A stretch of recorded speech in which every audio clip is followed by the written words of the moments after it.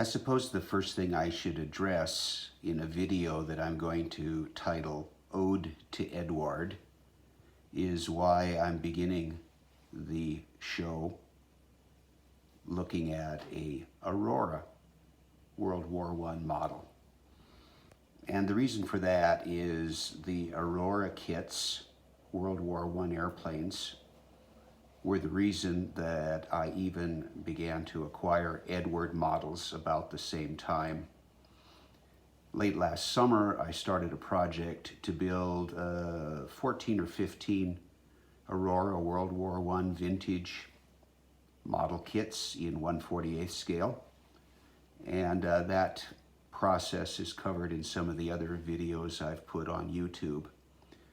It wasn't until after I had finished a couple of the kits, and one of the first ones being this Fokker DR1 triplane, that I was pretty sure that Aurora hadn't been totally accurate to scale on some of their models. I was aware of that with the Eindecker, which I never built, but the triplane had seemed about the right size until I started building some of the other ones and realized that Aurora had taken some significant liberties with the size of the model, which is probably closer somewhere between 1/40th and 1/42nd scale rather than 1/48th. This became quite apparent to me after I had assembled both the Sopwith Camel and the SPAD 13, which Aurora modeled quite close to scale. The Sopwith is pretty much spot on, if I can believe the specifications in Wikipedia for the Sopwith Camel. And the SPAD is pretty close, actually. The Fokker triplane here is, just to make a long story short, or shorter, is almost the same size, and in some cases a bit bigger than both of these planes. And it shouldn't be. The triplane, the German triplane, was quite petite. Well, during the Aurora project, as I called it, I had bought an Eduard kit of the same plane for just about every plane in the collection. And when I couldn't get an Eduard kit, I got a Revell kit or a Mirage Hobbies kit in one case, or Rodin kits. But at the end of the project, when I had built a 15 Aurora, actually 13, and I'll tell you more about that in a minute, 13 Aurora Warplanes, I had many more than that kits of much more complexity and recent vintage sitting in the storeroom, and the question became, was I ever going to build them? Well, I actually had built one of them, and that was this false. And the reason for that is kind of long and not really relevant, but I didn't find it that difficult to build, and it was a lovely kit.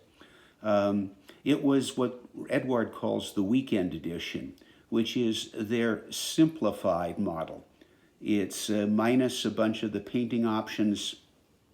It doesn't have the myriad of photo-etched parts that come in the more complex Eduard kits. But I didn't think it was that difficult. So I thought when I got around to building the Eduard models, it wouldn't be that big a leap. This one turned out pretty well and complemented my other Aurora Warbirds. I had also received a gift of another Eduard kit from a supplier, but it had broken in transit and it was banged up pretty bad. So I repaired this one, which included putting on new spars and some other detailing. This also was a weekend edition kit. So again, I didn't find the repair work to be that difficult. And I thought it was time to start on the Eduard models.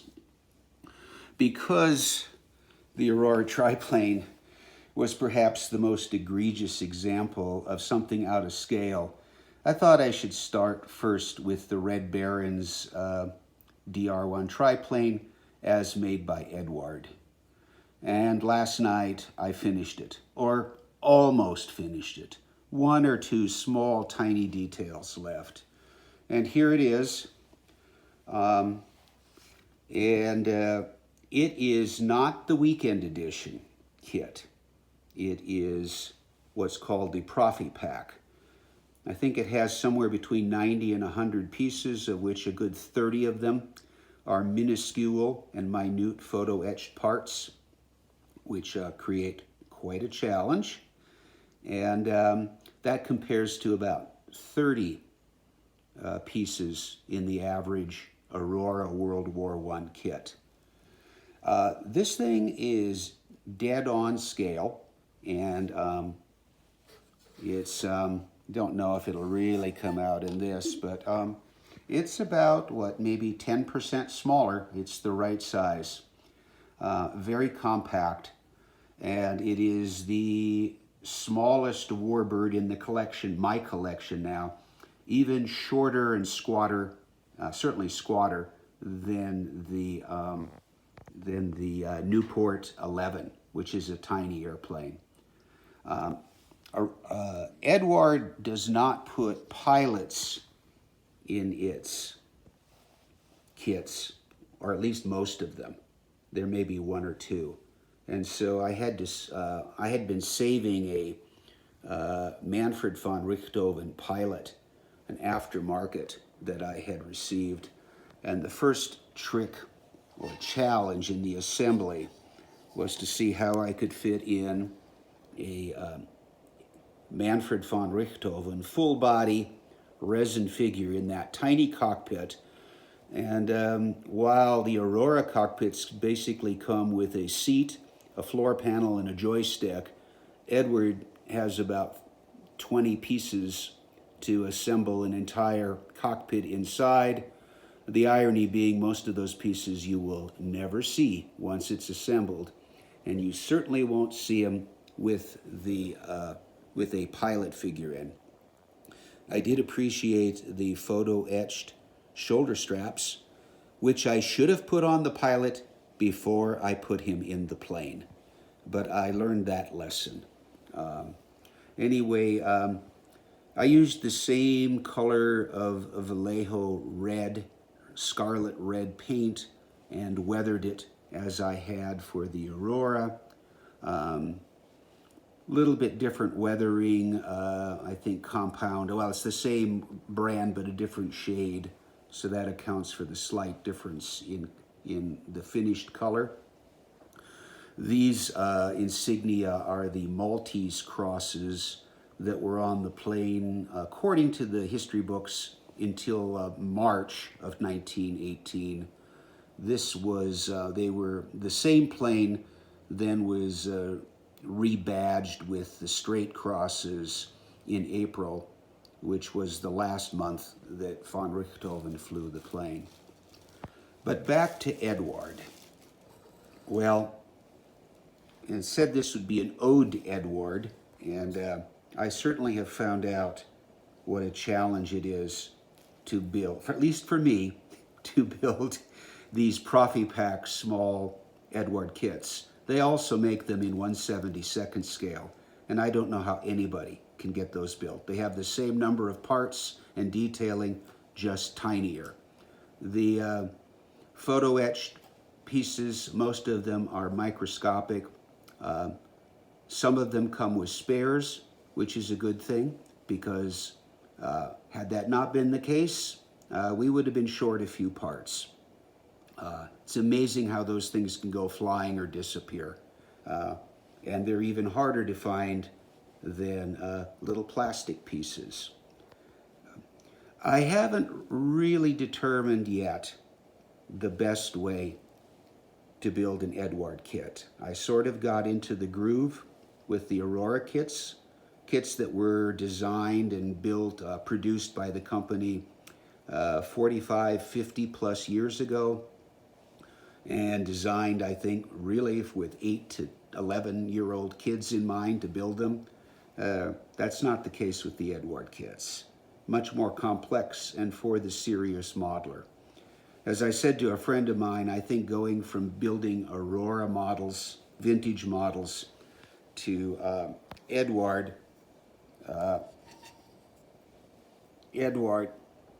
planes is like jumping from just skiing on green badged downhill slopes and deciding that the next day you can do double black diamond. It's quite a leap.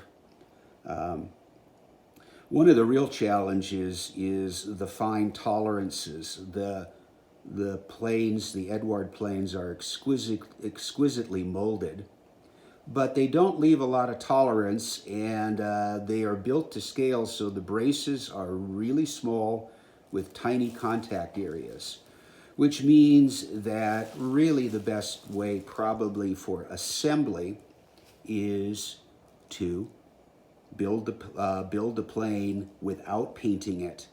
And you won't have to scrape off paint and deal with that. And generally speaking, the spars will fit in the tiny little holes, etc. However, it can be complicated to try and paint a triplane, or for that matter, a biplane, once it's fully assembled. I've watched some of the pros do it on YouTube with their wielding their airbrushes in magical fashion. I don't have that skills. So my painting was a combination of painting before and after assembly. And that necessitated scraping and some very precarious moments with gluing. But as of now, the model is holding together. I don't think I'll be moving it much, but it seems to be solid enough. You can see some photo-etched gun sights there on the front of the Spandau machine guns. Those were interesting to put on. I guess I'll be looking forward to future challenges. Don't know if this was the best break-in to start with a Profi Pack, but I've got about a dozen more to go. Little sidebar. I was thinking about, the whole trade-off in model building when the complexity and the frustrations of building a kit may overwhelm the satisfaction when you finally get the kit done. I don't know if that was the case with this. I'm happy that I got it built and it turned out pretty well. I think I've learned some lessons about what to do in a different way. And that reminds me of a story and an adage and a famous saying. I know everybody's familiar with Albert Einstein, who was one of the most significant geniuses of the 20th century. And his theories helped scientists break through barriers to understanding the universe. It's probably no wonder that a very famous quote, which is, "The definition of insanity is doing the same thing over and over and over again and expecting different results," is attributed to Albert Einstein. However, I was somewhat skeptical at whether Einstein had ever said that or written it. And indeed, when I checked multiple sources, it seemed to be conclusively shown that there is no evidence that Einstein ever said or wrote that phrase. And by the way, some sources say there are at least two other famous personages, Ben Franklin and Mark Twain, who are credited with the same idea. One of the sites I looked at had an interesting sidebar in this whole article about the insanity quote and doing the same thing and expecting different results. The definition of insanity quote apparently, or might have first appeared about 1981. Actually, I thought I'd heard it long before then. It was in a document published by Narcotics Anonymous. It was a guidebook for addicts trying to overcome their disease, and it warned its readers that insanity is repeating the same mistakes and expecting different results. Narcotics Anonymous was trying to convince its members that continuing to use drugs and expecting to be able to stop was their own folly. Well, of course, I can relate to that because clearly my own drug in the last year or so has been one of the narcotics of my childhood, building plastic models. And I'm now somewhat poised to continue, but I won't be doing it the same way. I will try to learn from the mistakes I made on this model and tackle some others. I didn't haul up all the Eduard kits from the work area, but I have a few next to me. And here, of course, is the Profi Pack DR1 that I just finished. I think my real addiction may not be necessarily making models, but buying model kits, because apparently buying one Eduard kit was not enough. So I got the weekend edition, the simpler version. And maybe at some point I'll tackle this one. And then I got the what I call the mother of all Eduard World War I kits, the 3-plane special limited edition planes flown by Ernst Udet in World War I, a triplane, a Fokker D7, and an Albatross. And all of these are have probably close to 100 parts and 30 to 40 photo etch parts, and will probably keep me busy for months and months and months. And we'll see if my insanity will be confined to acquiring model kits rather than doing the same thing over and over and expecting different results. I don't think I'm going to get to the level of those folks who somehow can put on microscopic photo etched pieces and get them to stick with the first swipe of their wrist, but I will keep on trying. And at some point, this little plane will have some stable mates, and perhaps we will have an Eduard collection as large as my Aurora collection. Thanks for watching.